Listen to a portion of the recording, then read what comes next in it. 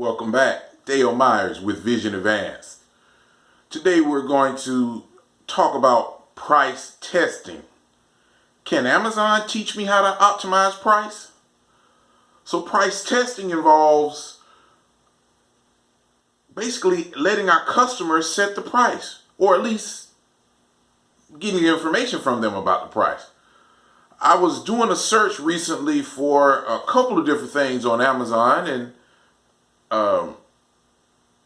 I looked it up, saw it was one price, and I closed my phone. Then later on, I was on one computer and I got a different price. And I was like, oh man, did the price go up? And I checked on my wife's computer and got another price. I said, well, wow, well, this is interesting. Then that took me down the road of doing further research. And Orbitz does this. You know, the Orbitz, Expedia, those are the same company. They do this when you're looking for hotels, cars, whatever, cruises. They do something similar. They're basically trying to see how much does each individual consumer value this product or service. What's the general trend overall? And the goal is to get the data to say, what's the price that I can sell the highest price to bring in the maximum revenue? Because remember, it's a mixture of price and volume. So we're testing the price and measuring the volume associated with it to maximize revenue and profits. So again, Amazon and major corporations do this all the time. So the question becomes, should we do it? Should we follow Amazon and others to try to optimize our price? What's all involved in that? So over the last couple of days, we've done a few videos where we talked about the importance of pricing and pricing strategy versus the pricing policy, where we're talking about our position in the marketplace. Well, that's playing a role here because our position in the marketplace is going to determine, are we going to, our starting point for our price test, if you will. So I'll include a link in the description below about pricing policy, as well as what we just talked about in general about the different pricing models. And again, I prefer the premium one, but there are others you can choose from. Bringing it back to this particular discussion, is price testing good for us? So if we look here, the first thing becomes, what's a starting point? And that's why I was talking about the premium stuff. Well, what if I don't know where to start? Then start with, what margin do I want? How much margin would I like to make on this product? So let's say hypothetically I wanted to make a 30% margin. My product was $100 and I would charge $130. That would be my starting point. Another way to do it is called value-based pricing. Now we're going to do a separate video on value-based pricing, but it's based on, hey, I'm going to look at what the average of the marketplace is, how does my product measure up to that, and based on my unique features and benefits, my separation, my distinction from my competition, I will then price it accordingly, okay, based on my position in the marketplace. That one takes a lot more work, but again, you can normally maximize profits that way. So those are our two starting points. All right, so we have now some base price that we're going to test. Then how do we do our test? Well, there are a few different ways we can do it.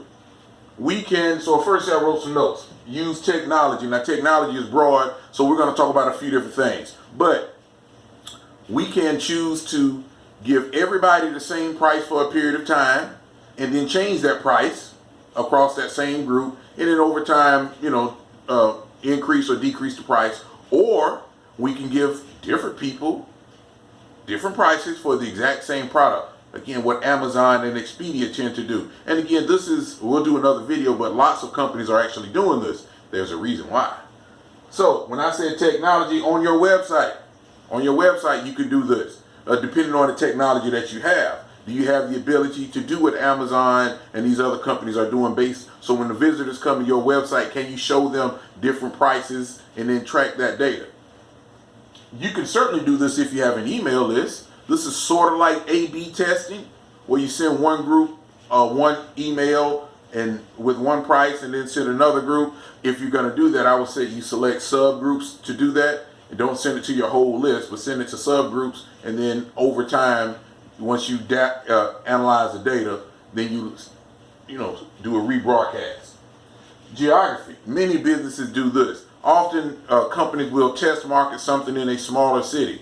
They may sometimes start in like New York or somewhere, or Atlanta or LA, but often they'll start in a smaller city, or Cincinnati, or even smaller than that, right?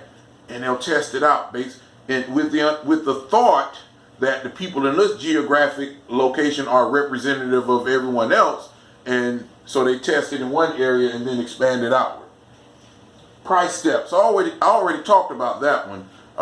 That's when you start with the one price. Let's say we started with our $130 price in our margin example, and then you increase it for a period of time, measure how many people buy, what volume am I getting, what total revenue do I have, and then you measure that over periods of time and gather our data. You can also use coupons and discounts, right? That's kind of self-explanatory. And then measure the data. It's all about measuring. We're taking a hunch out of it. We started with a hunch. Now we're gathering data here. And then I like to call this the choice of yeses.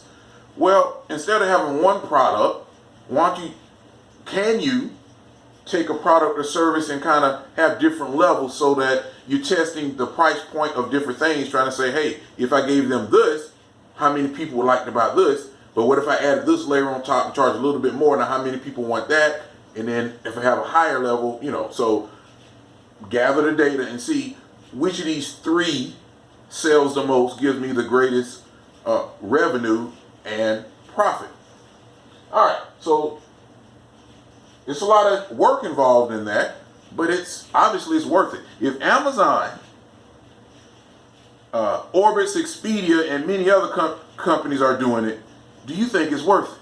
Well, it's certainly worth it for a big company to do it. I believe it's worth it for us small businesses to do it. And maybe we don't have to do it all the time, but for many products and services, it's something good to do because it gives you the ability to maximize revenue. All right. So again, but should I do it? Well, part of this is we're asking the customer to tell us if it's the right price. But the customer is not always right. Meaning, does Lamborghini go and ask their customer how much they want to pay, or do they say, this is the price? Now again, when you do premium products, it's easier to say, this is the price. Now again, your price should be informed by it's similar to your value thing here based on what value you bring. But again, your customers aren't always right. So I get it that sometimes you just want to say, nope, I am better and I'm going to charge a premium because I am better. And I have absolutely no problem with that as long as it's still informed by some of your customer decisions. Sour grapes. What do I mean here, sour grapes? Well, think about the customer that you showed a $10 price to or an $80 price when you were testing, but then you found out a lot of people still pay $120 and now they come back and it's $120. Something you may have to deal with, so it's worth considering. Ethics. Many business people and scholars are asking, well, is it ethical to be charging different people different amounts of money for the exact same thing?